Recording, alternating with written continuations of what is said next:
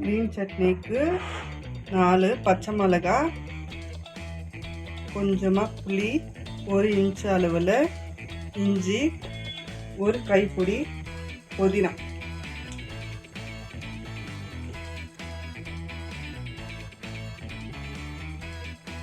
தேவைக்கேற்ப உப்பு சேர்த்துக்கலாம்.